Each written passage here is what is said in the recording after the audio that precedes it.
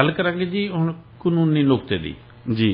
कानूनी नुकते साडा इस प्रोग्राम का फॉर्मेट के अनुसार दूजा पड़ाव है जी जिहदे विच असीं तुहाडे तों जानना चाहांगे कि पंचायत जिहड़ी है साडा पंचायती राज जिहनूं कह सकदे पंजाब दा जी ਉਹ एक बहुत मजबूत और ਜਿਹੜੀ ਮੁੱਢਲੀ ਜਿਹੜੀ ਨੀਂਹ ਰੱਖੀ ਦੱਸੀ ਜਾਂਦੀ ਹੈ ਲੋਕ ਰਾਜ ਦੀ जी ਕਿਉਂਕਿ ਪਿੰਡ ਪੱਧਰ ਤੱਕ ਸਿਆਸਤ ਦਾ ਜਾਂ ਤਾਕਤ ਦਾ ਪਹੁੰਚਣਾ जी ਲੇਕਿਨ ਉਹ ਹੁਣ ਤੁਸੀਂ ਉਹਨੂੰ ਕਿਵੇਂ ਦੇਖਦੇ ਹੋ ਕਿ ਜਿਹੜੇ ਮੌਜੂਦਾ ਦੌਰ ਦੇ ਵਿੱਚ ਪੰਚਾਇਤੀ ਰਾਜ ਜਿਹੜਾ ਹੈ ਉਹ ਕਿੰਨਾ ਕੁ ਅਸਰਦਾਰ ਹੈ ਭਾਮ ਸਾਹਿਬ ਜਿਹੜੀ ਪੰਚਾਇਤੀ ਰਾਜ ਦੀ ਜਿਹੜੀ ਵਿਵਸਥਾ ਹੈ ਉਹ ਇੱਕ ਵਾਰ ਫੇਰ ਚਰਚਾ ਦੇ ਵਿੱਚ ਆ ਚੁੱਕੀ ਹੈ ਕਿਉਂਕਿ ਪਿਛਲੇ ਦਿਨੀ ਜਿਹੜੇ ਆਮ ਆਦਮੀ ਪਾਰਟੀ ਦੇ ਐਮਐਲਏ ਲਾਭ ਸਿੰਘ ਉਗੋਕੇ ਜੀ ਉਸ ਦਾ ਬੜਾ ਹੀ ਸ਼ਰਮਨਾਕ ਜਿਹੜਾ ਕੰਡਕਟ ਸਹਿਣੇ ਪਿੰਡ ਵਿਖੇ ਜਿਹੜਾ ਸਾਹਮਣੇ ਆਇਆ ਜਿਸ ਦੇ ਵਿੱਚ ਉਸਨੇ ਇੱਕ ਨੁਮਾਇੰਦੇ ਨੂੰ ਪੰਚਾਇਤ ਦੇ ਨੁਮਾਇੰਦੇ ਨੂੰ ਅਭੱਦਰ ਸ਼ਬਦ ਬੋਲਦੇ ਹੋਏ ਕਿਹਾ ਕਿ ਤੇਰੇ ਜੇ ਲਫੇੜੇ ਮਾਰ ਅਸੀਂ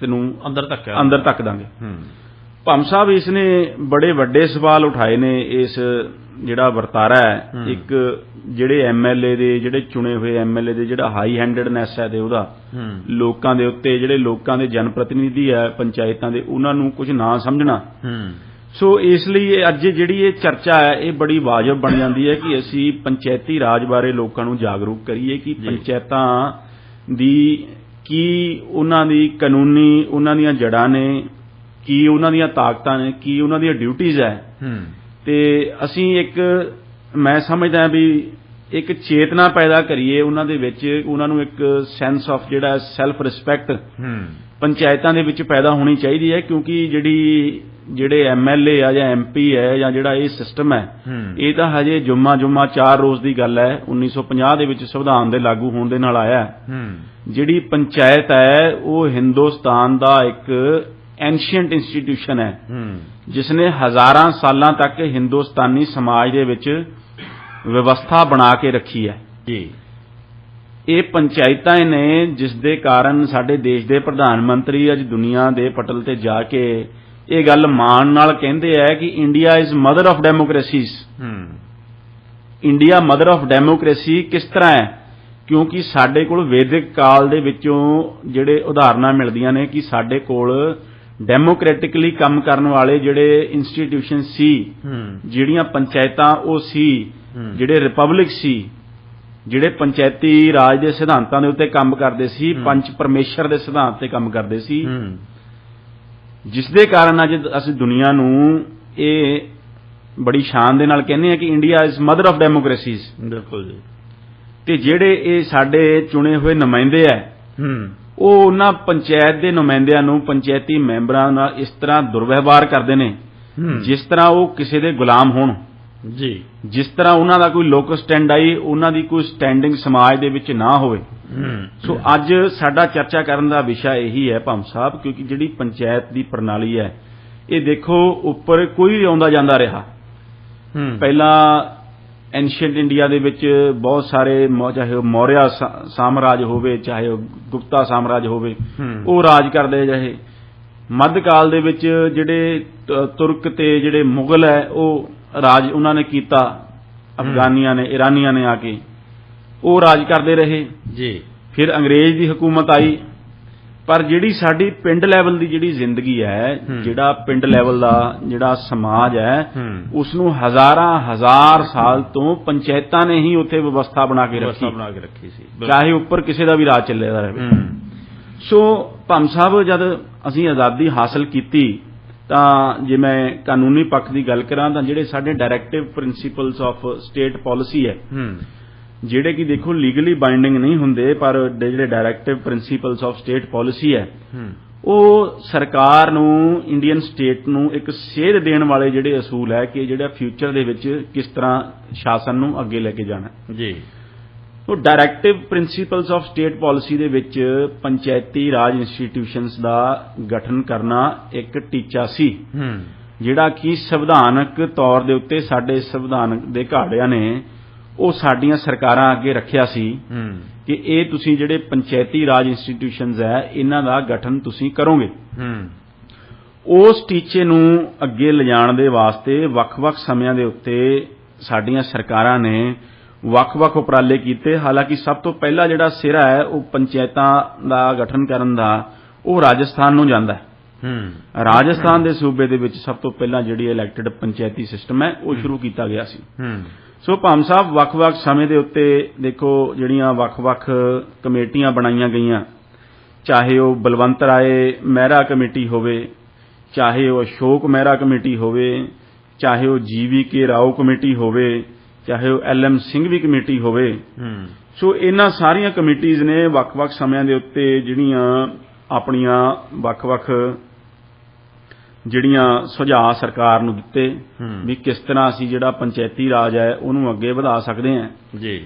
ਪਰ ਫਾਈਨਲੀ ਫਿਰ ਸਨ 1992 ਦੇ ਵਿੱਚ ਆ ਕੇ 73rd ਕਨਸਟੀਟਿਊਸ਼ਨਲ ਅਮੈਂਡਮੈਂਟ ਜਿਹੜੀ ਭਾਰਤ ਦੇ ਸੰਵਿਧਾਨ ਦੇ ਵਿੱਚ 73ਵਾਂ ਸੰਸ਼ੋਧਨ ਕਰਕੇ ਉਸ ਦੇ ਵਿੱਚ ਜਿਹੜੀ ਧਾਰਾ 243 ਹੈ ਉਹ ਜੋੜੀ ਗਈ, ਜਿਸ ਦੇ ਤਹਿਤ ਫਿਰ ਪੰਚਾਇਤਾਂ ਨੂੰ ਤੇ ਪੰਚਾਇਤੀ ਰਾਜ ਨੂੰ ਇੱਕ ਸੰਵਿਧਾਨਕ ਉਸ ਨੂੰ ਇੱਕ ਹਸਤੀ ਦਿੱਤੀ ਗਈ, ਉਸ ਨੂੰ ਇੱਕ ਸੰਵਿਧਾਨਕ ਜਿਹੜੀ ਐਗਜ਼ਿਸਟੈਂਸ ਦਿੱਤੀ ਗਈ।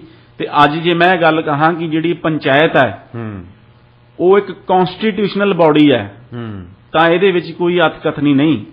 ਜੇ ਮੈਂ ਕਹਾਂ ਕਿ ਜਿਹੜਾ ਸਰਪੰਚ ਹੈ ਉਹ ਇੱਕ ਸੰਵਿਧਾਨਕ ਪਦਵੀ ਤੇ ਬੈਠਾ ਹੈ ਤਾਂ ਇਸ ਦੇ ਵਿੱਚ ਕੋਈ ਅਤਕਥਨੀ ਨਹੀਂ।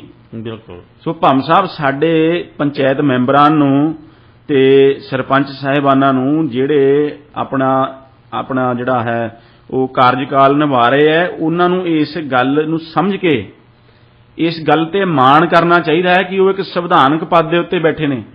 ਜਿਸ ਤਰ੍ਹਾਂ ਭਾਰਤ ਦਾ ਰਾਸ਼ਟਰਪਤੀ ਇੱਕ ਸੰਵਿਧਾਨਕ ਪਦ ਤੇ ਬੈਠਾ ਹੈ, ਭਾਰਤ ਦਾ ਪ੍ਰਧਾਨ ਮੰਤਰੀ ਇੱਕ ਸੰਵਿਧਾਨਕ ਪਦ ਤੇ ਬੈਠਾ ਹੈ, ਇਹ MLA ਜਿਹੜੇ ਆ ਕੇ ਦਬਕੇ ਮਾਰਦੇ ਆ ਪੰਚਾਇਤਾਂ ਨੂੰ, ਜ਼ਲੀਲ ਕਰਦੇ ਆ, ਇਹ ਇੱਕ ਸੰਵਿਧਾਨਕ ਜਿਹੜੀ ਇਹਨਾਂ ਦੀ ਹਸਤੀ ਹੈ ਜਿਹੜੀ ਲੈਜਿਸਲੇਟਿਵ ਅਸੈਂਬਲੀ ਦੀ, ਉਸੇ ਤਰ੍ਹਾਂ ਪਿੰਡ ਦੀ ਪੰਚਾਇਤ ਦੀ ਜਿਹੜੀ ਹਸਤੀ ਹੈ, ਜਿਹੜੀ ਉਹਦੀ ਐਗਜ਼ਿਸਟੈਂਸ ਹੈ, ਉਹ ਵੀ ਸੰਵਿਧਾਨਕ ਹੈ। ਜਿਹੜੇ ਭਾਰਤ ਦਾ ਸੰਵਿਧਾਨ ਦਾ ਜਿਹੜਾ ਆਰਟੀਕਲ 243 ਹੈ ਉਸ ਨੂੰ ਜਿਹੜਾ 9ਵੇਂ ਪਾਰਟ ਦੇ ਵਿੱਚ ਜਿਹੜਾ ਉਸ ਨੂੰ ਐਡ ਕੀਤਾ ਗਿਆ ਹੈ, ਜਿਸ ਦੀ ਹੈਡਿੰਗ ਹੈ ਦਾ ਪੰਚਾਇਤਸ, ਉਸ ਨੂੰ 11th ਸਕੈਜੂਲ ਦੇ ਵਿੱਚ ਵੀ ਪਾਇਆ ਗਿਆ ਹੈ, ਜਿਸ ਦੇ ਤਹਿਤ ਜਿਹੜੇ 29 ਫੰਕਸ਼ਨਲ ਆਈਟਮਸ ਹੈ ਉਹ ਪੰਚਾਇਤਾਂ ਨੂੰ ਦਿੱਤੀਆਂ ਗਈਆਂ ਨੇ, ਜਿਸ ਦੇ ਵਿੱਚ ਇਹ ਕਿਹਾ ਗਿਆ ਹੈ ਕਿ ਜਿਹੜੀਆਂ ਇਹ 29 ਆਈਟਮਸ ਨੇ ਇਹ ਅਧਿਕਾਰ ਪੰਚਾਇਤਾਂ ਨੂੰ ਹੋਣਗੇ। ਸੰਵਿਧਾਨ ਇਹ ਗੱਲ ਆਖਦਾ ਹੈ। ਤੇ ਦੂਸਰੀ ਗੱਲ ਹੈ ਫਿਰ ਭੰਮ ਸਾਹਿਬ ਕਿ ਜਿਹੜਾ ਪੰਚਾਇਤੀ ਰਾਜ ਸਿਸਟਮ ਹੈ ਉਹਦਾ ਜਿਹੜਾ ਸਾਰਾ ਢਾਂਚਾ ਹੈ ਉਹ ਜਿਹੜਾ ਇਹ ਆਰਟੀਕਲ ਹੈ ਉਹ ਐਕਸਪਲੇਨ ਕਰਦਾ ਹੈ, ਜਿਸ ਦੇ ਵਿੱਚ ਗ੍ਰਾਮ ਸਭਾ ਦੀ ਪਰਿਭਾਸ਼ਾ ਉਹ ਦਿੰਦਾ। ਜਿਹੜੀ ਗ੍ਰਾਮ ਸਭਾ ਹੈ ਉਹ ਇੱਕ ਪ੍ਰਾਇਮਰੀ ਬਾਡੀ ਹੈ ਪੰਚਾਇਤੀ ਰਾਜ ਸਿਸਟਮ ਦੀ, ਜਿਸ ਦੇ ਵਿੱਚ ਜਿਹੜੇ ਸਾਰੀ ਪਿੰਡ ਦੀ ਜਿਹੜੀ ਅਡਲਟ ਪਾਪੂਲੇਸ਼ਨ ਹੈ ਉਹ ਆ ਜਾਂਦੀ ਹੈ ਤੇ ਉਹ ਉਸ ਨੂੰ ਗ੍ਰਾਮ ਸਭਾ ਕਿਹਾ ਜਾਂਦਾ ਹੈ। ਹੁਣ ਪੰਚਾਇਤ ਇੱਕ ਪਾਸੇ, ਜਿਹੜੀ ਗ੍ਰਾਮ ਸਭਾ ਹੈ ਉਹ ਵੀ ਇੱਕ ਸੰਵਿਧਾਨਕ ਉਸ ਦੀ ਇੱਕ ਹਸਤੀ ਹੈ, ਉਸ ਦੀਆਂ ਤਾਕਤਾਂ ਨੇ, ਉਹ ਇਕੱਠੀ ਹੋ ਕੇ ਜਿਹੜੀ ਗ੍ਰਾਮ ਸਭਾ ਹੈ ਉਹ ਪੰਚਾਇਤ ਤੋਂ ਆਪਣਾ ਹਿਸਾਬ ਕਿਤਾਬ ਮੰਗ ਸਕਦੀ ਹੈ। ਫਿਰ 3 ਟੀਅਰ ਸਿਸਟਮ ਹੈ ਜਿਹੜਾ ਬਣਾਇਆ ਗਿਆ ਹੈ, ਜਿਹੜਾ ਪਿੰਡ, ਜਿਹੜਾ ਬਲਾਕ ਤੇ ਫਿਰ ਜ਼ਿਲ੍ਹਾ ਪ੍ਰੀਸ਼ਦ। ਜਿਹੜੀ ਇਲੈਕਸ਼ਨ ਦੀ ਗੱਲ ਕਹੀ ਗਈ ਹੈ ਸਾਰੀ, ਕਿਸ ਤਰ੍ਹਾਂ ਜਿਹੜਾ ਨਿਯਮਿਤ ਤੌਰ ਦੇ ਉੱਤੇ ਇਹਦਾ ਇਲੈਕਸ਼ਨ ਕਰਾਇਆ ਜਾਵੇਗਾ। ਰਿਜ਼ਰਵੇਸ਼ਨ ਦੀ ਗੱਲ ਕੀਤੀ ਗਈ ਹੈ ਫॉर SC ST ਔਰਤਾਂ ਦੇ ਲਈ। ਡਿਊਰੇਸ਼ਨ ਦਿੱਤੀ ਗਈ ਹੈ 5 ਸਾਲ ਦੀ, ਸੰਵਿਧਾਨ ਦੇ ਵਿੱਚ ਹੀ ਸਾਰੀ। ਡਿਸਕੁਆਲੀਫਿਕੇਸ਼ਨ ਦਾ ਮੈਂਸ਼ਨ ਕੀਤਾ ਗਿਆ। ਹੁਣ ਇਹ ਕਿਹਾ ਗਿਆ ਕਿ ਜਿਹੜਾ ਸਟੇਟ ਇਲੈਕਸ਼ਨ ਕਮਿਸ਼ਨ ਹੈ ਉਹ ਇਹਨਾਂ ਇਲੈਕਸ਼ਨਾਂ ਨੂੰ ਕੰਡਕਟ ਕਰਵਾਵੇਗਾ, ਪੰਚਾਇਤੀ ਇਲੈਕਸ਼ਨ ਨੂੰ ਜੀ। ਠੀਕ ਹੈ ਜੀ। ਸੋ ਜਿਹੜੇ ਫਾਈਨੈਂਸਿਸ ਹੈ ਉਹ ਐਕਸਪਲੇਨ ਕੀਤੇ ਗਏ ਹੈ।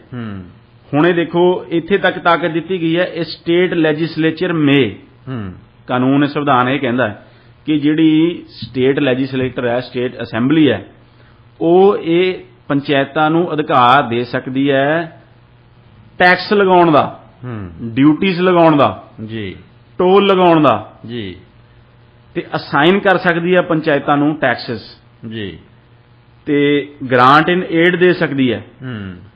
ਸੋ ਇਸ ਤਰ੍ਹਾਂ ਦੀਆਂ ਭੰਮ ਸਾਹਿਬ ਜਿਹੜੀਆਂ ਵੱਡੀਆਂ ਤਾਕਤਾਂ ਨੇ ਉਹ ਪੰਚਾਇਤਾਂ ਨੂੰ ਦਿੱਤੀਆਂ ਗਈਆਂ ਨੇ। ਜਿਹੜੇ 29 ਜਿਹੜੇ ਅਧਿਕਾਰ ਹੈ ਉਹ ਪੰਚਾਇਤਾਂ ਨੂੰ ਦਿੱਤੇ ਗਏ ਹੈ, ਪਰ ਉਹ ਸਟੇਟ ਅਸੈਂਬਲੀਜ਼ ਦੇ ਉੱਤੇ ਉਹ ਗੱਲ ਛੱਡੀ ਗਈ ਹੈ ਕਿ ਇਹ ਅਧਿਕਾਰ ਅੱਗੇ ਉਹ ਪੰਚਾਇਤਾਂ ਨੂੰ ਦੇਣ ਜੀ।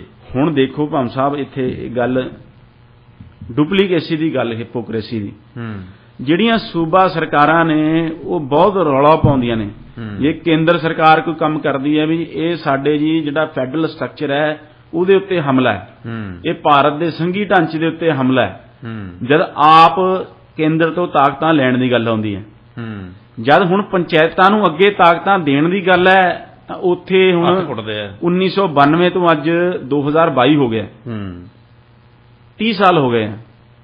30 ਸਾਲ ਦੇ ਵਿੱਚ ਇਹਨਾਂ ਸੂਬਾ ਸਰਕਾਰਾਂ ਨੇ ਪੰਚਾਇਤਾਂ ਨੂੰ ਐਮਪਾਵਰ ਕਰਨ ਦਾ, ਪੰਚਾਇਤੀ ਰਾਜ ਨੂੰ, ਲੋਕ ਰਾਜ ਨੂੰ ਲੋਕਾਂ ਤੱਕ ਲਿਜਾਣ ਦਾ ਕੀ ਉਪਰਾਲਾ ਕੀਤਾ। ਉਹਨਾਂ 29 ਅਧਿਕਾਰਾਂ ਦੇ ਵਿੱਚੋਂ ਕਿੰਨੇ ਅਧਿਕਾਰ ਅੱਗੇ ਪੰਚਾਇਤਾਂ ਨੂੰ ਦਿੱਤੇ ਹੋਏ। ਹਾਂ ਬਿਲਕੁਲ ਭਾਮ ਸਾਹਿਬ, ਅਸਲੀਅਤ ਇਹ ਹੈ ਕਿ ਜਿਹੜੀਆਂ ਪੰਚਾਇਤਾਂ ਨੇ ਉਹਨਾਂ ਨੂੰ ਇਹਨਾਂ ਲੋਕਾਂ ਨੇ ਆਪਣਾ ਗੁਲਾਮ ਬਣਾਇਆ ਹੋਇਆ ਹੈ। ਫੰਡਸ ਵਾਸਤੇ ਤਰਸਾਇਆ ਜਾਂਦਾ ਹੈ ਪੰਚਾਇਤਾਂ ਨੂੰ। ਜਿਹੜੇ ਸਰਪੰਚ ਨੇ ਆਪਣਾ ਕਾਮਯਾਬੀ ਦੇ ਨਾਲ ਆਪਣਾ ਜਿਹੜਾ ਕਾਰਜਕਾਲ ਹੈ ਉਹ ਪੂਰਾ ਕਰਨਾ ਹੈ, ਉਹਨੂੰ ਐਮਐਲਏ ਦੀ ਖੁਸ਼ਾਮਦ ਕਰਨੀ ਪੈਂਦੀ ਹੈ। ਬਿਲਕੁਲ ਜਦ ਐਮਐਲਏ ਪਿੰਡ ਦੇ ਵਿੱਚ ਆਉਂਦਾ ਹੈ ਤਾਂ ਕਿਸੇ, ਮੈਂ ਹੁਣ ਸ਼ਬਦ ਨਹੀਂ ਇਸਤੇਮਾਲ ਕਰਨਾ ਚਾਹੁੰਦਾ, ਪਰ ਮਜ਼ਾਰਿਆਂ ਦੇ ਵਾਂਗੂ ਉਸ ਦਾ ਵੈਲਕਮ ਕਰਨਾ ਪੈਂਦਾ ਹੈ, ਉਹਨੂੰ ਚੁੱਕ ਕੇ ਸਲਾਮਾਂ ਕਰਨੀਆਂ ਪੈਂਦੀਆਂ ਨੇ। ਨਹੀਂ, ਇਹ ਲੋਕ ਉਹਦੀ ਜਿਹੜੀ ਸਰਪੰਚੀ ਹੈ ਜਿਹੜੀ ਉਹਨੂੰ ਫੇਲ ਕਰ ਦਿੰਦੇ ਆ। ਪਿੰਡ ਨੂੰ ਫੰਡ ਨਹੀਂ ਦਿੰਦੇ, ਉਸ ਆਪਣੇ ਜਿਹੜਾ ਨਿੱਜੀ ਜਿਹੜੀ ਕਿਹੜਾ ਹੈ ਉਹ ਸਾਰੇ ਪਿੰਡ ਤੋਂ ਕੱਢਦੇ ਆ। ਸੋ ਭਾਮ ਸਾਹਿਬ, ਇਸ ਤਰ੍ਹਾਂ ਇਹ ਇੱਕ ਚੇਤਨਾ ਸਾਰੇ ਇਹਨਾਂ ਪੰਚਾਇਤੀ ਰਾਜ ਇੰਸਟੀਟਿਊਸ਼ਨ ਦੇ ਵਿੱਚ ਆਉਣੀ ਚਾਹੀਦੀ ਹੈ। ਇਹਨਾਂ ਸਾਰਿਆਂ ਨੂੰ ਇਕੱਠੇ ਹੋ ਕੇ ਪਿੰਡਾਂ ਦੇ ਲੋਕਾਂ ਨੂੰ, ਸ਼ਹਿਰਾਂ ਦੇ ਲੋਕਾਂ ਨੂੰ ਜਿਹੜੀ ਸਟੇਟ ਗਵਰਨਮੈਂਟ ਹੈ ਉਸ ਤੋਂ ਆਪਣੇ ਅਧਿਕਾਰਾਂ ਦੀ ਮੰਗ ਕਰਨੀ ਚਾਹੀਦੀ ਹੈ। ਕਿਉਂਕਿ ਇਹਨਾਂ ਨੇ ਸੈਂਟਰਲਾਈਜ਼ ਕੀਤੀ ਹੋਈ ਹੈ ਸਾਰੀ ਪਾਵਰ। ਇਹ ਚਾਹੁੰਦੇ ਆ ਕਿ ਸਾਡੀ ਮਰਜ਼ੀ ਦੇ ਬਿਨਾਂ ਪੱਤਾ ਨਾ ਹਿੱਲੇ। ਜੇ ਪੈਸਾ ਵੀ ਇੱਕ ਕਿਤੇ ਖਰਚਿਆ ਜਾਵੇ ਤਾਂ ਉਹਦਾ ਫੀਤਾ ਅਸੀਂ ਕੱਟੀਏ ਜਾ ਕੇ, ਲੋਕ ਨਾ ਕੱਟ ਲੈਣ, ਕੋਈ ਪੰਚ ਨਾ ਕੱਟ ਲਵੇ, ਸਰਪੰਚ ਨਾ ਕੱਟ ਲਵੇ, ਕੋਈ ਲੋਕਲ ਲੈਵਲ ਦੇ ਉੱਤੇ ਲੋਕਾਂ ਦੇ ਵਿੱਚ ਇਹ ਜਾਗਰੂਕਤਾ ਨਾ ਆ ਜਾਵੇ, ਲੋਕਾਂ ਦੇ ਵਿੱਚ ਸੈਂਸ ਆਫ ਪ੍ਰਾਈਡ ਨਾ ਆ ਜਾਵੇ। ਹੁਣ ਜੇ ਲੋਕ, ਅਸਲ ਆਜ਼ਾਦੀ ਉਦੋਂ ਆਉਂਦੀ ਹੈ ਭਾਮ ਸਾਹਿਬ ਜਦੋਂ ਲੋਕਾਂ ਦੇ ਵਿੱਚ ਜਿਹੜੀ ਸੈਂਸ ਆਫ ਆਪਣੇ ਆਪ ਦੇ ਵਿੱਚ ਪ੍ਰਾਈਡ ਆਉਂਦੀ ਹੈ, ਉਹਨਾਂ ਦੇ ਵਿੱਚ ਕੌਨਫੀਡੈਂਸ ਆਉਂਦਾ ਹੈ ਕਿ ਹਾਂ ਜਿਹੜੀ ਫੈਸਲੇ ਕਰਨ ਦੀ ਤਾਕਤ ਹੈ ਉਹ ਸਾਡੇ ਹੱਥ ਦੇ ਵਿੱਚ ਹੈ, ਨਾ ਕਿ ਕਿਸੇ ਕਲੋਨੀਅਲ ਗਵਰਨਮੈਂਟ ਦੇ ਵਾਂਗੂ ਉਹ ਇਹਨਾਂ ਦੇ ਮੂੰਹਾਂ ਵੱਲ ਦੇਖਣ, ਐਮਐਲਏਆਂ ਦੇ ਜਾਂ ਸੀਐਮ ਦੇ ਜਾਂ ਕਿਸੇ ਮੰਤਰੀ ਦੇ, ਕਿ ਜੇ ਮਾਈ ਬਾਪ ਜਿਹੜੇ ਸਰਕਾਰ ਹੈ ਸਾਨੂੰ ਪੈਸਾ ਦਊਗੀ ਤਾਂ ਅਸੀਂ ਕੁਝ ਕਰਾਂਗੇ। ਹਾਂ, ਤਾਕਤਾਂ ਉਹਨਾਂ ਨੂੰ ਦਿੱਤੀਆਂ ਜਾਣ, ਨਾਲ ਸਿਸਟਮ ਬਣਾਇਆ ਜਾਵੇ ਜਿੱਥੇ ਉਹਨਾਂ ਨੂੰ ਰਿਸਪੌਂਸੀਬਲ ਵੀ ਬਣਾਇਆ ਜਾਵੇ ਕਿ ਜੇ ਕੋਈ ਉਹ ਘਪਲਾ ਕਰਦਾ। ਹੁਣ ਦੇਖੋ ਪਿੱਛੇ ਜੇ ਹੁਣ ਹਾਈ ਕੋਰਟ ਦੀ ਵੀ ਜੱਜਮੈਂਟ ਆਈ ਹੈ ਜਿੱਥੇ ਜਿਹੜੇ ਪੰਚਾਇਤਾਂ ਨੇ ਜਿਹਨਾਂ ਨੇ ਘਪਲੇ ਕੀਤੇ ਸੀ ਉਹਨਾਂ ਦੀ ਜ਼ਮਾਨਤਾਂ ਰੱਦ ਹੋ ਗਈਆਂ ਸਾਰਿਆਂ ਦੀ। ਸੋ ਇਸ ਤਰ੍ਹਾਂ ਇੱਕ ਸਖਤ ਨਿਜ਼ਾਮ ਵੀ ਬਣਾਇਆ ਜਾਵੇ। ਪਰ ਭਾਮ ਸਾਹਿਬ, ਲੋਕ ਰਾਜ ਦੇ ਵਿੱਚ ਜਿਹੜੀ ਤਾਕਤ ਹੈ ਉਹ ਲੋਕਾਂ ਦੇ ਹੱਥ ਵਿੱਚ ਆਉਣੀ ਜ਼ਰੂਰੀ ਹੈ। ਜਿਹੜੀ ਅਸੀਂ ਗ੍ਰਾਮ ਸਵਰਾਜ ਦਾ ਜਿਹੜਾ ਸੁਪਨਾ ਮਹਾਤਮਾ ਗਾਂਧੀ ਨੇ ਦੇਖਿਆ ਸੀ, ਜਿਹੜੀ ਅਸਲ ਆਜ਼ਾਦੀ ਉਦੋਂ ਹੀ ਆਉਣੀ ਹੈ ਜਦ ਗ੍ਰਾਮ ਸਵਰਾਜ ਹਿੰਦੁਸਤਾਨ ਦੇ ਵਿੱਚ ਆਊਗਾ। ਕਿਉਂਕਿ ਜਿਸ ਤਰ੍ਹਾਂ ਮਹਾਤਮਾ ਗਾਂਧੀ ਨੇ ਕਿਹਾ ਸੀ ਕਿ ਇੰਡੀਆ ਲਿਵਸ ਇਨ ਵਿਲੇजेस, ਜਿਹੜਾ ਭਾਰਤ ਹੈ ਉਹ ਪਿੰਡਾਂ ਦੇ ਵਿੱਚ ਰਹਿੰਦਾ ਹੈ। ਹੁਣ ਤਾਂ ਮਹਾਤਮਾ ਗਾਂਧੀ ਦੀ ਤਸਵੀਰ ਹੀ ਹਟਾ ਦਿੱਤੀ ਗਈ ਹੈ ਭਾਮ ਸਾਹਿਬ ਇਸ ਸਰਕਾਰ ਵੱਲੋਂ।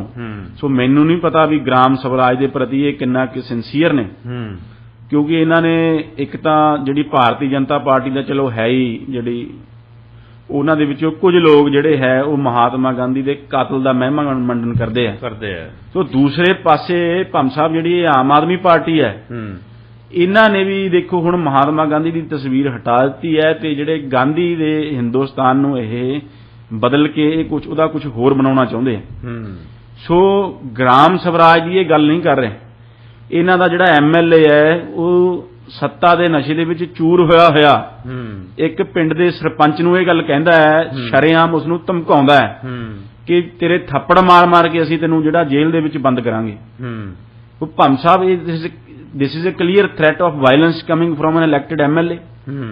ਸੋ ਇਸ ਤੋਂ ਵੱਧ ਸ਼ਰਮਨਾਕ ਕੀ ਹੋ ਸਕਦਾ ਹੈ। ਮੈਂ ਸਮਝਦਾ ਵੀ ਇਸ ਐਮਐਲਏ ਦਾ ਅਸਤੀਫਾ ਲੈ ਲੈਣਾ ਚਾਹੀਦਾ ਸਰਕਾਰ ਵੱਲੋਂ। ਬਿਲਕੁਲ। ਸੋ ਇਹਦੀ ਵੀ ਅਸੀਂ ਗੱਲ ਕਰਾਂਗੇ, ਅਸੀਂ ਅਰਵਿੰਦ ਕੇਜਰੀਵਾਲ ਦੀ ਵੀ ਗੱਲ ਕਰਾਂਗੇ। ਪਰ ਭਾਮ ਸਾਹਿਬ, ਜਿਹੜੀ ਗੱਲ ਮੈਂ ਕਰ ਰਿਹਾ ਡੈਮੋਕ੍ਰੈਟਿਕ ਡੀਸੈਂਟਰਲਾਈਜੇਸ਼ਨ ਦੀ, ਡੈਮੋਕ੍ਰੈਟਿਕ ਡੀਸੈਂਟਰਲਾਈਜੇਸ਼ਨ ਅਸਲ ਆਜ਼ਾਦੀ ਦਾ ਅਹਿਸਾਸ ਕਰਵਾਉਣ ਵਾਸਤੇ ਲੋਕਾਂ ਲਈ ਬਹੁਤ ਜ਼ਰੂਰੀ ਹੈ ਜੀ, ਕਿਉਂਕਿ ਜਿਹੜਾ ਪਿੰਡ ਹੈ ਉਹ ਪਿੰਡ ਲੈਵਲ ਤੇ ਹੀ ਫੈਸਲੇ ਕਰੇ ਕਿ ਸਾਨੂੰ ਕੀ ਚਾਹੀਦਾ ਹੈ, ਅਸੀਂ ਕਿਵੇਂ ਆਪਦੇ ਫੰਡਸ ਹੈ ਉਹ ਕਿੱਥੇ ਲਾਉਣੇ ਆ, ਕਿਹੜੀ ਸਹੂਲਤ ਲੋਕਾਂ ਨੂੰ ਚਾਹੀਦੀ ਹੈ, ਉਹ ਆਪ ਲੋਕ ਹੀ ਫੈਸਲਾ ਕਰਨਗੇ। ਜਦ ਲੋਕ ਫੈਸਲਾ ਕਰਨਗੇ ਉਹਨਾਂ ਦੇ ਵਿੱਚ ਸੈਂਸ ਆਫ ਪ੍ਰਾਈਡ ਆਊਗੀ, ਆਪਣੇ ਆਪ ਦੇ ਵਿੱਚ ਉਹ ਸੈਲਫ ਰਿਸਪੈਕਟਿੰਗ ਇੰਡੀਵਿਜੂਅਲਸ ਬਣ ਗਏ, ਉਹ ਮਾਣ ਮਹਿਸੂਸ ਕਰਨਗੇ ਆਪਣੇ ਆਪ ਤੇ। ਫਿਰ ਅਸਲ ਆਜ਼ਾਦੀ ਦੁਨੀਆ ਦੇ ਵਿੱਚ ਆਊਗੀ, ਹਿੰਦੁਸਤਾਨ ਦੇ ਵਿੱਚ ਆਊਗੀ, ਜਦ ਲੋਕ ਸਿਰ ਚੱਕ ਕੇ ਆਪਣੀ ਗਰਦਨ ਸਿੱਧੀ ਕਰਕੇ ਜਿਹੜਾ ਤੁਰਨ ਦਾ ਵੱਲ ਸਿੱਖਣਗੇ। ਇਹਨਾਂ ਐਮਐਲਏਆਂ, ਮੰਤਰੀਆਂ, ਚੀਫ ਮਿਨਿਸਟਰਾਂ ਦੇ ਅੱਗੇ ਝੁਕਣਾ ਬੰਦ ਕਰਨਗੇ, ਇਹਨਾਂ ਨੂੰ ਕਟਹਿਰੇ ਦੇ ਵਿੱਚ ਖੜਾ ਕਰਨਗੇ। ਜਿਸ ਤਰ੍ਹਾਂ ਭੰਮ ਸਾਹਿਬ ਜਿਹੜੀ ਕਵਿਤਾ ਹੈ ਮੈਂ ਪਿੱਛੇ ਜੇ ਯਾਦ ਕਰ ਰਿਹਾ ਸੀ ਗੁਰੂਦੇਵ ਰਵਿੰਦਰਨਾਥ ਟੈਗੋਰ ਦੀ, ਜਿਸ ਦੇ ਵਿੱਚ ਉਹਨਾਂ ਨੇ ਕਿਹਾ where mind is without fear and head is held high into that heaven of freedom my Lord let my country awake. ਜਿੱਥੇ ਉਹ ਕਹਿੰਦੇ ਆ ਕਿ ਜਿਹੜੇ ਲੋਕ ਹੈ ਉਹ ਸਿਰ ਚੱਕ ਕੇ ਤੁਰਨ, ਉਸ ਸਵਰਗ ਦੇ ਵਿੱਚ ਜਿਹੜੇ ਮੇਰੇ ਮੁਲਕ ਦੀ ਜਿਹੜੀ ਹੋਸ਼ ਹੈ ਉਹ ਖੁੱਲੇ।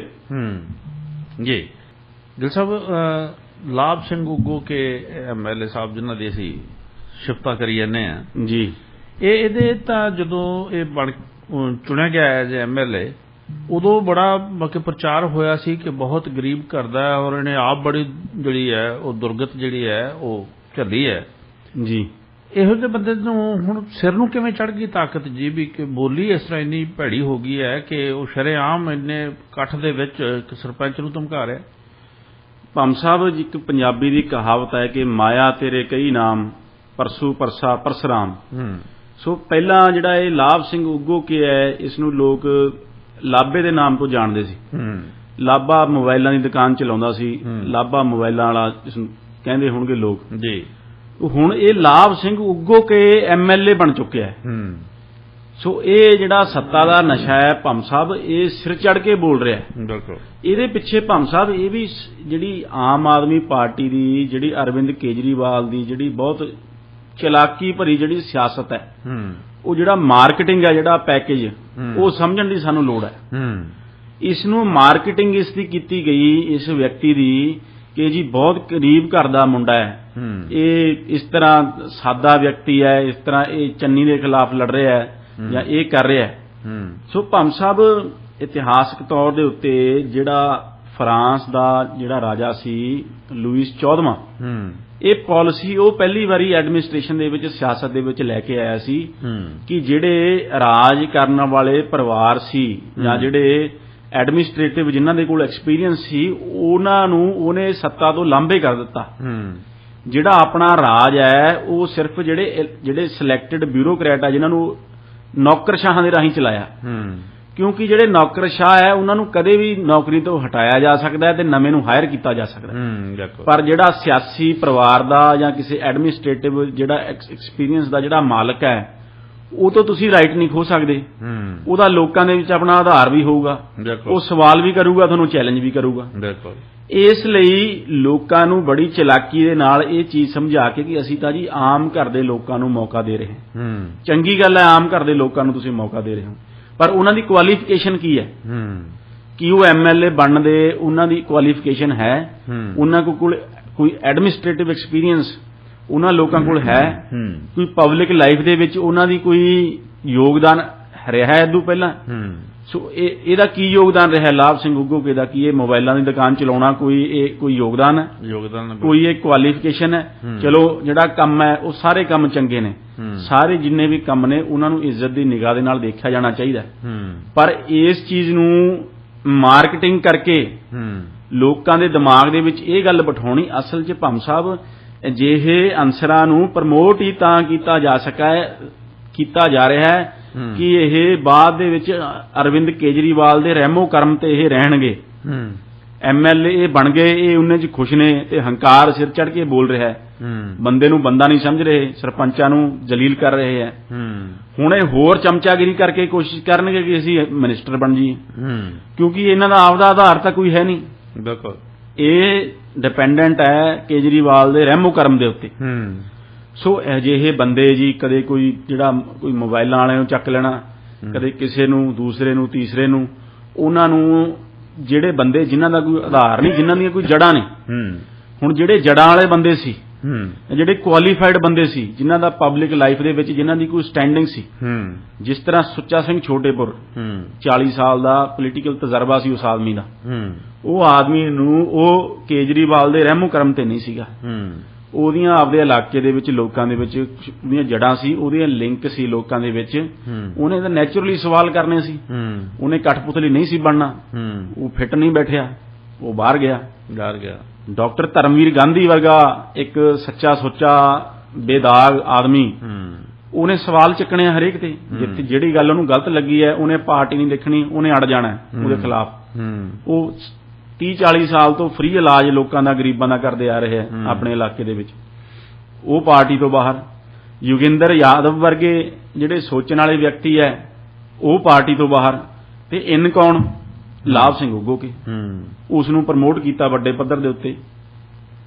ਉਹ ਕੱਲ ਨੂੰ ਉਹਦੀ ਤਾਂ ਇੰਨੀ ਹਿੰਮਤ ਨਹੀਂ ਵੀ ਉਹ ਕੇਜਰੀਵਾਲ ਨੂੰ ਸਵਾਲ ਪੁੱਛੂਗਾ, ਜਾਂ ਕੋਈ ਉਹ ਇੰਡੀਪੈਂਡੈਂਟ ਕੋਈ ਉਹ ਪਾਲਿਸੀ ਡਿਸੀਜਨ ਲੈ ਲੂਗਾ, ਜਾਂ ਕੋਈ ਲੋਕਾਂ ਦੀ ਕੋਈ ਮੰਗ ਚੱਕੂਗਾ। ਉਹਨੇ ਤਾਂ ਫਿਰ ਆ ਤੁਹਾਡੇ ਸਾਹਮਣੇ ਇਹੀ ਪਰਫਾਰਮੈਂਸ ਰਹਿਣੀ ਹੈ। ਜਿਹੜੇ ਬੰਦੇ ਜਿਸ ਤਰ੍ਹਾਂ ਦਾ ਮਟੀਰੀਅਲ ਮਿਨਿਸਟਰ ਬਣਾਇਆ ਗਿਆ, ਜਿਨ੍ਹਾਂ ਨੂੰ ਇਹ ਨਹੀਂ ਪਤਾ ਵੀ ਵਾਈਸ ਚਾਂਸਲਰ ਦਾ ਅਹੁਦਾ ਕੀ ਹੁੰਦਾ ਹੈ, ਉਹ ਵਾਈਸ ਚਾਂਸਲਰ ਨੂੰ ਕਹਿੰਦੇ ਨੇ ਉਹ ਵੀਸੀ ਸਾਹਿਬ ਆ, ਘਾਹ ਕਿਉਂ ਨਹੀਂ ਕੱਟਿਆ ਹੋਇਆ ਇੱਥੇ। ਇਸ ਤਰ੍ਹਾਂ ਦਾ ਜਿਹੜਾ ਮਟੀਰੀਅਲ ਹੈ ਭੰਮ ਸਾਹਿਬ, ਉਹਨੂੰ ਬਾਏ ਡਿਜ਼ਾਈਨ ਪ੍ਰਮੋਟ ਕੀਤਾ ਗਿਆ ਹੈ, ਬਿਲਕੁਲ, ਤਾਂ ਕਿ ਸੱਤਾ ਦੇ ਉੱਤੇ ਜਿਹੜਾ ਗਲਬਾ ਹੈ ਉਹ ਬਣਿਆ ਰਵੇ। ਕਦੇ ਵੀ ਜਿਹੜੀ policy of hire and fire ਹੈ ਉਹ ਚਲਾਈ ਜਾਵੇ। ਕਦੇ ਵੀ ਕਿਸੇ ਨੂੰ ਹਾਇਰ ਕੀਤਾ, ਕਦੇ ਕਿਸੇ ਨੂੰ ਫਾਇਰ ਕੀਤਾ। ਉਹਨਾਂ ਦਾ ਨਾ ਕੋਈ ਲੋਕਾਂ ਦੇ ਵਿੱਚ ਕੋਈ ਸੇ ਹੈ, ਉਹਨਾਂ ਦੀ ਨਾ ਪਬਲਿਕ ਦੇ ਉੱਤੇ ਉਹਨਾਂ ਦੀ ਪਕੜ ਹੈ ਵੀ ਲੋਕ ਉਹਨਾਂ ਦੇ ਪਿੱਛੇ ਖੜ ਜਾਣ। ਕਿਉਂਕਿ ਜਿਹੜਾ ਲੋਕਾਂ ਦੇ ਵਿੱਚ ਆਧਾਰ ਰੱਖਣ ਵਾਲਾ ਵਿਅਕਤੀ ਹੈ ਉਹ ਅਰਵਿੰਦ ਕੇਜਰੀਵਾਲ ਉਸ ਨੂੰ ਇੱਕ ਥ੍ਰੈਟ ਦੇ ਤੌਰ ਤੇ ਦੇਖਦਾ ਹੈ। ਬਿਲਕੁਲ, ਤੇ ਉਹ ਨਹੀਂ ਚਾਹੁੰਦਾ ਕਿ ਜਿਹੜਾ ਸੱਤਾ ਦਾ ਜਿਹੜਾ ਗੈਰ ਕੇਂਦਰੀਕਰਨ ਹੈ ਉਹ ਇਸ ਪਾਰਟੀ ਦੇ ਵਿੱਚ ਜਾਂ ਪੰਜਾਬ ਦੇ ਵਿੱਚ ਹੋਵੇ। ਅੱਜ ਭੰਮ ਸਾਹਿਬ ਸਭ ਤੋਂ ਕੇਂਦਰਿਤ ਜੇ ਕੋਈ ਪਾਰਟੀ ਹੈ, ਕੇਂਦਰੀਕਰਨ ਕਰਕੇ ਜੇ ਕੋਈ ਪਾਰਟੀ ਚਲਾਈ ਜਾ ਰਹੀ ਹੈ ਤਾਂ ਉਹ ਆਮ ਆਦਮੀ ਪਾਰਟੀ ਹੈ। ਬਿਲਕੁਲ, ਭਾਰਤੀ ਜਨਤਾ ਪਾਰਟੀ ਦੇ ਵਿੱਚ ਵੀ ਇੰਨਾ ਕੇਂਦਰੀਕਰਨ ਨਹੀਂ ਹੈ ਜਿੰਨਾ ਕੇਂਦਰੀਕਰਨ ਇਸ ਆਮ ਆਦਮੀ ਪਾਰਟੀ ਦੇ ਵਿੱਚ ਹੈ, ਜਿੱਥੇ ਇੱਕ ਜਿਹੜੇ ਫੈਸਲੇ ਹੈ। ਹੁਣ ਭੰਮ ਸਾਹਿਬ ਅਸੀਂ ਗੱਲ ਕਰ ਰਹੇ ਸੀ ਪੰਚਾਇਤੀ ਰਾਜ ਦੀ, ਜਿੱਥੋਂ ਗੱਲ ਸ਼ੁਰੂ ਹੋਈ। ਪੰਚਾਇਤੀ ਰਾਜ ਦਾ ਮਤਲਬ ਕੀ ਹੈ ਕਿ ਡੈਮੋਕ੍ਰੈਟਿਕ ਡੀਸੈਂਟਰਲਾਈਜੇਸ਼ਨ ਆਫ ਪਾਵਰ ਜੀ। ਹੁਣ ਜਦ ਤੁਸੀਂ ਦਿੱਲੀ ਦਾ ਸਿਲੇਬਸ ਪੰਜਾਬ ਦੇ ਪਿੰਡਾਂ ਦੇ ਉੱਤੇ ਲਾਗੂ ਕਰਨਾ ਹੈ, ਮੁਹੱਲਾ ਕਲੀਨਿਕ ਦਿੱਲੀ ਦਾ ਸਿਲੇਬਸ ਹੈ, ਉਹਦੇ ਨਾਲ ਕੇਜਰੀਵਾਲ ਦੀ ਜਿਹੜੀ ਛਵੀ ਹੈ ਉਹਨੂੰ ਪ੍ਰਮੋਟ ਕਰਨਾ ਹੈ। ਪ੍ਰੋਜੈਕਟ ਉਹ ਹੈਲਥ ਦਾ ਘੱਟ ਹੈ, ਕੇਜਰੀਵਾਲ ਨੂੰ ਦੀ ਛਵੀ ਨੂੰ ਪ੍ਰਮੋਟ ਕਰਨ ਦਾ ਜ਼ਿਆਦਾ ਹੈ। ਦਿੱਲੀ ਮਾਡਲ ਜਿਸ ਤਰ੍ਹਾਂ ਦਿਖਾਉਣਾ ਵੀ ਪੰਜਾਬ ਦੇ ਵਿੱਚ ਵੀ ਲਾਗੂ ਹੋ ਗਿਆ ਤੇ ਬੱਲੇ ਬੱਲੇ ਕਰਾ ਦਿੱਤੀ ਦਿੱਲੀ ਮਾਡਲ ਨੇ। ਹੁਣ ਜਿਹੜੇ ਪਿੰਡਾਂ ਦੇ ਲੋਕ ਹੈ, ਪੰਚਾਇਤਾਂ ਨੇ, ਉਹ ਮੁਹੱਲਾ ਕਲੀਨਿਕ ਦਾ ਵਿਰੋਧ ਕਰ ਰਹੇ ਨੇ। ਉਹ ਕਹਿ ਰਹੇ ਨੇ ਕਿ ਸਾਡੇ ਕੋਲ ਦਾ ਜਿਹੜਾ PHC ਦਾ ਜਿਹੜਾ ਹੈ ਪ੍ਰਾਇਮਰੀ ਹੈਲਥ ਸੈਂਟਰ ਪਹਿਲਾਂ ਹੀ ਹੈਗੇ ਨੇ, ਉਹਨਾਂ ਦਾ ਵਿਸਤਾਰ ਕੀਤਾ ਜਾਵੇ, ਉਹਨਾਂ ਨੂੰ ਹਸਪਤਾਲ ਦੇ ਤੌਰ ਤੇ ਬਣਾਇਆ ਜਾਵੇ। ਤੇ ਜਿਹੜਾ ਮਹਿਜ਼ ਇੱਕ ਕਲੀਨਿਕ ਹੈ ਉਹਦੇ ਨਾਲ ਸਾਡੀਆਂ ਜਿਹੜੀਆਂ ਲੋੜਾਂ ਹੈ ਉਹ ਪੂਰੀਆਂ ਨਹੀਂ ਹੁੰਦੀਆਂ। ਜਿਸ ਤਰ੍ਹਾਂ ਉਹ ਸੈਣੇ ਪਿੰਡ ਦੇ ਸਰਪੰਚ ਨੇ ਵੀ ਇਹੀ ਬੜਾ ਵਾਜਿਬ ਸਵਾਲ ਬੜੀ ਇੱਕ ਉਹਨੇ ਪੋਲਾਈਟ ਤਰੀਕੇ ਦੇ ਨਾਲ, ਸੱਭਿਅਕ ਤਰੀਕੇ ਦੇ ਨਾਲ MLA ਦੇ ਅੱਗੇ ਇਹੀ ਗੱਲ ਰੱਖੀ ਸੀ। ਹੁਣ ਪਿੰਡਾਂ ਦੇ ਜਿਹੜੇ ਲੋਕ ਹੈ, ਕਈ ਪਿੰਡਾਂ ਦੇ ਕਈ ਲੋਕ ਖੁਸ਼ ਹੋਣਗੇ ਮੁਹੱਲਾ ਕਲੀਨਿਕ ਦੇ ਨਾਲ, ਕਈ ਲੋਕ ਮੁਹੱਲਾ ਕਲੀਨਿਕ ਨਹੀਂ ਚਾਹੁੰਦੇ। ਜਿਹੜੇ ਵੱਡੇ ਪਿੰਡ ਹੈ ਉਹ ਕਹਿੰਦੇ ਕਲੀਨਿਕ ਨਾਲ ਬਣਦਾ ਕੁਝ ਨਹੀਂ, ਤੁਸੀਂ ਜਿਹੜਾ ਪ੍ਰਾਇਮਰੀ ਹੈਲਥ ਸੈਂਟਰ ਹੈ ਇਹਨੂੰ ਐਕਸਪੈਂਡ ਕਰੋ, ਇਹਨੂੰ ਇੱਕ ਛੋਟੇ ਹਸਪਤਾਲ ਦਾ ਰੂਪ ਦਿਓ। ਪਰ ਇਹ ਜਿਹੜੇ ਸੱਤਾ ਦੇ ਉੱਤੇ ਬੈਠੇ ਹੈ ਇਹ ਉਹਨਾਂ ਨੂੰ ਇਹ ਅਸੈਪਟੇਬਲ ਨਹੀਂ ਹੈ ਗੱਲ। ਉਹ ਕਹਿੰਦੇ ਨੇ ਵੀ ਜਿਹੜਾ ਦਿੱਲੀ ਤੋਂ ਹੁਕਮ ਆਇਆ, ਜਿਹੜਾ ਸਿਲੇਬਸ ਬਣ ਕੇ, ਉਹ ਅਸੀਂ ਇੰਨ ਬਿੰਨ ਲਾਗੂ ਕਰਨਾ, ਉਹ ਹੁਕਮ ਵਜਾਉਣਾ। ਬਿਲਕੁਲ। ਹਾਲਾਂਕਿ ਦਿੱਲੀ ਦੇ ਇੱਕ ਮੁਹੱਲੇ ਤੋਂ ਸਾਡੇ ਪਿੰਡ ਜਿਹੜੇ ਆ ਕਈ ਹਿੱਸੇ ਛੋਟੇ ਹੈ ਜੀ। ਹੁਣ ਦਿੱਲੀ ਦੇ ਮੁਹੱਲੇ ਹੁਣ ਸਾਨੂੰ ਪਤਾ ਹੈ ਉਹਨਾਂ ਦਾ ਮੁਹੱਲਾ ਕਲੀਨਿਕ ਤਾਂ ਸਮਝ ਆਉਂਦੀ ਹੈ ਜੀ, ਕਿਉਂਕਿ ਬਹੁਤ ਦੂਰ ਏਰੀਆ ਬੜਾ ਵੱਡਾ ਹੈ। ਔਰ ਇਸੇ ਤੇ ਪਿੰਡ ਦੇ ਵਿੱਚ ਜਿਹੜਾ ਉਹ ਉਹਨਾਂ ਕੁ ਏਰੀਆ ਹੈਗਾ ਉਹਨੂੰ ਕਵਰ ਕਰਨ ਵਾਸਤੇ ਪਹਿਲਾਂ ਤੁਸੀਂ ਜਿਹੜੀਆਂ ਸਹੂਲਤਾਂ ਦਿੱਤੀਆਂ ਉਹਨੂੰ ਸਗੋਂ ਤੁਸੀਂ ਡਾਊਨ ਕਰੀ ਜਾਂਦੇ। ਉੱਥੇ ਭੰਮ ਸਾਹਿਬ ਇਸ ਤਰ੍ਹਾਂ ਵੀ ਆਬਾਦੀ ਸੰਘਣੀ ਹੈ, ਉਹ ਕਲੀਨਿਕ ਨਾਲ ਉੱਥੇ ਸਰ ਜਾਂਦਾ। ਪਰ ਜਿਵੇਂ ਇੱਥੇ ਜਿਹੜੇ ਹੁਣ ਵੱਡੇ ਪਿੰਡ ਹੈ ਉਹ ਹੁਣ ਇੱਕ ਕਲੀਨਿਕ ਨਾਲ ਉਹ ਕੀ ਕਰਨਗੇ, ਜਿੱਥੇ ਜਿਸ ਤਰ੍ਹਾਂ ਉਹ ਸੈਣੇ ਦੇ ਸਰਪੰਚ ਨੇ ਵੀ ਇਹੀ ਗੱਲ ਰੱਖੀ ਹੈ ਕਿ ਜਿਹੜਾ ਸਾਡਾ ਪਬਲਿਕ ਜਿਹੜਾ ਇਨਫਰਾਸਟ੍ਰਕਚਰ ਪਹਿਲਾਂ ਹੈ ਉਹਨੂੰ ਤੁਸੀਂ ਬਣਾਓ, ਛੋਟਾ ਹਸਪਤਾਲ ਉਹਦਾ ਬਣਾਓ, ਤੇ ਕਲੀਨਿਕ ਨਾਲ ਅਸੀਂ ਕੀ ਕਰਾਂਗੇ। ਜੇ ਕਲੀਨਿਕ ਬਣਾਉਣਾ ਹੈ ਉਹ ਵੱਖਰਾ ਬਣਾ ਦਿਓ। ਸੋ ਇਸ ਤਰ੍ਹਾਂ ਦੀਆਂ ਭਾਮ ਸਾਹਿਬ ਜਿਹੜੀਆਂ ਗ੍ਰਾਸ ਰੂਟ ਤੋਂ ਜਿਹੜੀਆਂ ਗੱਲਾਂ ਉੱਠਦੀਆਂ ਨੇ ਉਹਨਾਂ ਨੂੰ ਚੱਲਣ ਨਹੀਂ ਦਿੱਤਾ ਜਾ ਰਿਹਾ ਹੈ। ਜਿਹੜੀ ਲੋਕਲ ਸੈਲਫ ਗਵਰਨਮੈਂਟ ਹੈ ਉਹਦਾ ਇਹ ਮਜ਼ਾਕ ਉਡਾਉਣ, ਉਹਦਾ ਗਲਾ ਘੁੱਟਣ ਦੀ ਇੱਕ ਸਕੀਮ ਹੈ। ਇਹ ਤਾਂ ਆਪ ਇਹਨਾਂ ਨੇ ਸਵਰਾਜ ਜਿਹੜੀ ਇੱਕ ਬੁੱਕ ਵੀ ਛਪੀ ਸੀ ਜੀ ਇਹਨਾਂ ਦੀ ਆਮ ਆਦਮੀ ਪਾਰਟੀ ਦੀ ਜੀ ਜੀ ਉਹ ਭਾਮ ਸਾਹਿਬ ਉਹ ਕਿਤਾਬ 'ਚ ਜਿਹੜਾ ਅਰਵਿੰਦ ਕੇਜਰੀਵਾਲ ਨੇ ਲਿਖਿਆ ਸੀਗਾ ਉਹ ਹੁਣ ਕਿਸੇ ਰੱਦੀ ਦੀ ਟੋਕਰੀ ਦੇ ਵਿੱਚ ਪਿਆ ਧੂੜ ਫੱਕ ਰਿਹਾ। ਸੋ ਉਸ ਕਿਤਾਬ 'ਚ ਇਹਦੇ ਵਿੱਚ ਦੇਖੋ ਜਦ ਲੀਡਰ ਨੇ ਕਿਸੇ ਨੇ ਦਿਖਾਉਣਾ ਹੁੰਦਾ ਨਾ ਵੀ ਮੈਂ ਬਹੁਤ ਮਹਾਨ ਹਾਂ ਤਾਂ ਉਹ ਕਿਤਾਬਾਂ ਦੀ ਜਿਹੜੀ ਰਚਨਾ ਕਰਕੇ ਆਪਣਾ ਜਿਹੜਾ ਬੌਧਿਕ ਸਤਾਰਾ ਇਹ ਦਿਖਾਉਂਦਾ ਵੀ ਮੈਂ ਬਹੁਤ ਨਵੇਂ ਆਈਡੀਆਜ਼ ਲੈ ਕੇ ਆਇਆ, ਨਵੇਂ ਆਈਡੀਏ, ਮੇਰਾ ਬੌਧਿਕ ਸਤਾਰਾ ਜਿਹੜਾ ਉਹ ਬਹੁਤ ਉੱਚਾ ਹੈ। ਅਡੋਲਫ ਹਿਟਲਰ ਨੇ ਵੀ ਕਿਤਾਬ ਲਿਖੀ ਸੀ ਵੈਸੇ, ਮੇਨ ਕਾਂਫ ਮੇਰਾ ਸਟਰਗਲ ਜਿਹਦਾ ਨਾਮ ਸੀ।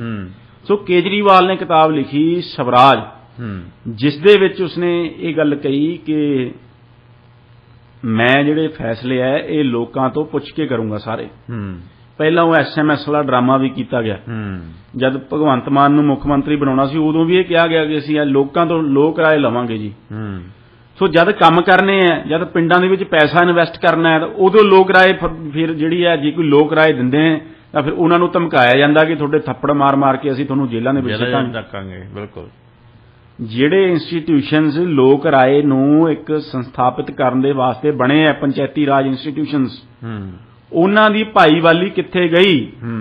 ਪੰਜਾਬ ਦੇ ਵਿੱਚ ਜੇ ਹੈਲਥ ਸੈਕਟਰ ਦੇ ਵਿੱਚ ਐਡਾ ਵੱਡਾ ਫੈਸਲਾ ਸਰਕਾਰ ਨੇ ਲੈਣਾ ਹੈ, ਉਸ ਨੂੰ ਚੇਂਜ ਕਰਨਾ ਹੈ ਤਾਂ ਕੀ ਕੰਸਲਟੇਸ਼ਨ ਪ੍ਰੋਸੈਸ ਹੈ ਜਿਹੜੀ ਉਹ ਪਿੰਡਾਂ ਦੇ ਨਾਲ, ਪੰਚਾਇਤਾਂ ਦੇ ਨਾਲ, ਜ਼ਿਲ੍ਹਾ ਪ੍ਰੀਸ਼ਦ ਦੇ ਨਾਲ ਇਹ ਸਰਕਾਰ ਨੇ ਬੈਠ ਕੇ ਉਹਨਾਂ ਦੀ ਗੱਲ ਸੁਣਨ ਦੀ ਕੋਸ਼ਿਸ਼ ਕੀਤੀ?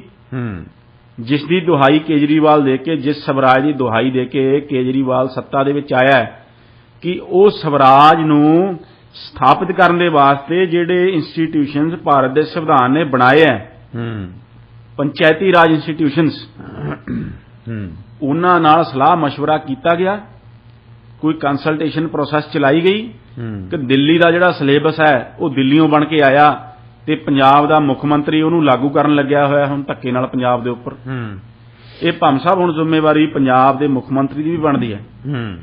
ਹਾਲਾਂਕਿ ਅਰਵਿੰਦ ਕੇਜਰੀਵਾਲ ਦਾ ਤਾਂ ਜਿਹੜਾ ਅਸਲ ਜਿਹੜਾ ਮਖੌਟਾ ਹੈ ਹੁਣ ਉਤਰ ਚੁੱਕਿਆ ਹੈ, ਲੋਕਾਂ ਦੇ ਵਿੱਚ ਖੁੱਲ੍ਹ ਕੇ ਗੱਲ ਆ ਚੁੱਕੀ ਹੈ ਵੀ ਕਿਸ ਤਰ੍ਹਾਂ ਦਾ ਮੌਕਾ ਪ੍ਰਸਤ ਸਿਆਸਤਦਾਨ ਉਹ ਹੈ ਜਿਹਦੀ ਕੋਈ ਆਈਡੀਓਲੋਜੀ ਨਹੀਂ। ਪਰ ਭਗਵੰਤ ਸਿੰਘ ਮਾਨ ਤੋਂ ਹਜੇ ਵੀ ਲੋਕਾਂ ਨੂੰ ਬਹੁਤ ਉਮੀਦਾਂ ਨੇ ਕਿ ਉਹ ਪੰਜਾਬ ਦੇ ਹੱਕ ਦੇ ਵਿੱਚ ਖੜਨਗੇ ਤੇ ਅਸੀਂ ਤਾਂ ਇਹ ਉਮੀਦ ਕਰਦੇ ਹਾਂ ਕਿ ਜਿਹੜੇ ਪੰਜਾਬ ਦੇ ਮਾਣਯੋਗ ਮੁੱਖ ਮੰਤਰੀ ਭਗਵੰਤ ਮਾਨ ਉਹ ਪੰਜਾਬ ਨੂੰ ਸਮਝਣ ਤੇ ਦਿੱਲੀ ਨੂੰ ਇਹ ਸਮਝਾਉਣ ਕਿ ਜਿਹੜਾ ਪੰਜਾਬ ਹੈ ਉਹਨੂੰ ਦਿੱਲੀ ਦੇ ਹਿਸਾਬ ਕਿਤਾਬ ਨਾਲ ਨਹੀਂ ਚਲਾਇਆ ਜਾ ਸਕਦਾ।